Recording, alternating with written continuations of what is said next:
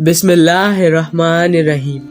حضرت جویریہ بنت حارث رضی اللہ تعالیٰ عنہ، آپ کا اصل نام برات تھا، جو کہ بعد میں رسول اللہ صلی اللہ علیہ وآلہ وسلم نے حضرت جویریہ رضی اللہ تعالیٰ عنہ رکھا تھا۔ آپ رسول اللہ صلی اللہ علیہ وآلہ وسلم کی 7ویں زوجہ اور ام المومنین تھی۔ آپ کا قبیلہ پیدائش سے بنو مسلک تھا، جبکہ رسول اللہ صلی اللہ علیہ وآلہ وسلم سے نکاح کے بعد آپ کا خاندان اہل بیت تھا۔ آپ کا پہلا نکاح مصافہ بن صفوان سے ہوا تھا۔ اب وہ وقت تھا جب مدینہ منورہ اسلامی ریاست کا دارالخلافہ بنا اور اس شہر کے اعتراف میں اسلام کا پرچم لہرایا جا رہا تھا۔ مہینہ شعبان 5 ہجری میں حضور اکرم صلی اللہ علیہ وآلہ وسلم کو خبر ملی کہ لوگ آپ کے خلاف جمع ہو رہے ہیں اور ان کا سردار حارث بن زرار حملہ کرنے کا منصوبہ بنا رہا ہے۔ وہ سردار بہت مضبوط اور مغرور تھا اور اس سردار کی ایک بہت ہی خوبصورت بیٹی تھی، اور اس سردار نے اپنی اس خوبصورت بیٹی کا نکاح مصافہ بن صفوان سے کر دیا تھا۔ اب آپ کو عرض کرتے چلتے ہیں کہ یہاں وہ خوبصورت بیٹی ام المومنین حضرت جویریہ رضی اللہ تعالیٰ عنہ ہی ہے۔ پھر رسول اللہ صلی اللہ علیہ وآلہ وسلم نے بریدہ بن حسیب رضی اللہ تعالیٰ عنہ کو تفصیلی تحقیق کے لیے بھیجا۔ آپ نے آ کر خبر دی کہ بنو مسلک کے تمام لوگ ایک جنگ پر تلے ہیں اور وہ مدینہ منورہ پر حملہ کرنے کے لیے پوری طرح سے تیار ہیں۔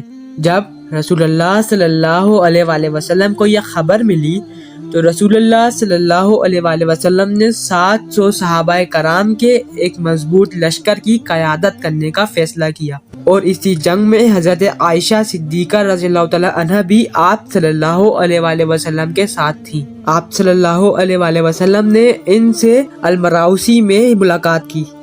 یہ وہ مقام ہے جہاں پانی کا ایک اچھا ذخیرہ ہے۔ پھر اللہ کے حکم سے فتح مسلمانوں کی ہوئی۔ جنگ میں ان کے کچھ مرد مارے گئے اور ان کی عورتوں اور بچوں کو اسیر بنا لیا گیا۔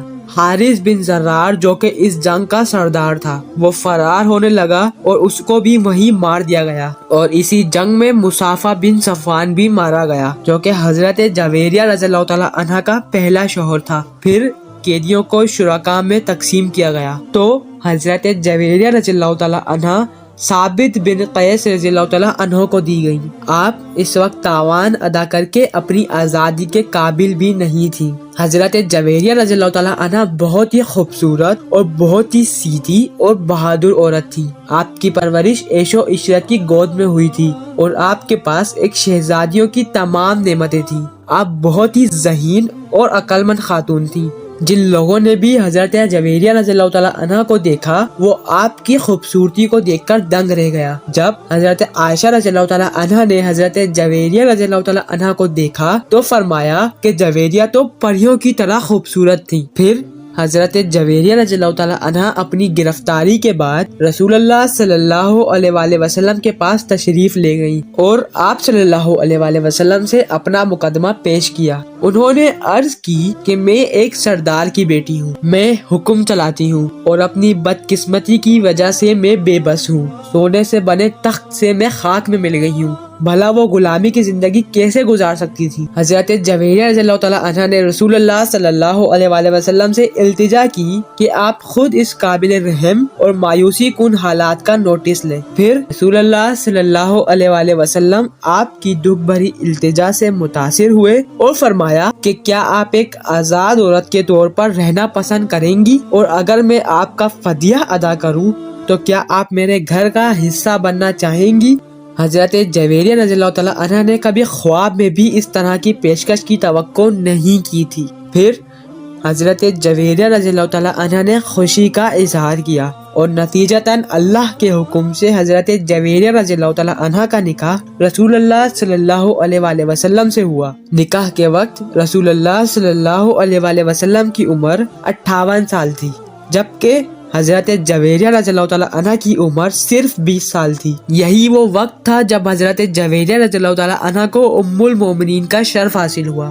نکاح کے بعد آپ بہت ہی پرہیزگار تھی اور زیادہ تر وقت عبادت میں ہی گزارتی تھی۔ پھر ہم بات کرتے چلتے ہیں کہ حضرت جویریہ رضی اللہ تعالیٰ عنہ کی وفات کب ہوئی۔ ہجرت کے 50ویں سال میں 65 سال کی عمر میں حضرت جویریہ رضی اللہ تعالیٰ عنہ انتقال کر گئی تھی، اور آپ کی نماز جنازہ مروان بن حکم نے پڑھائی، اور آپ کو جنت البقیع میں رسول اللہ صلی اللہ علیہ وآلہ وسلم کی باقی ازواج کے ساتھ دفن کر دیا گیا تھا۔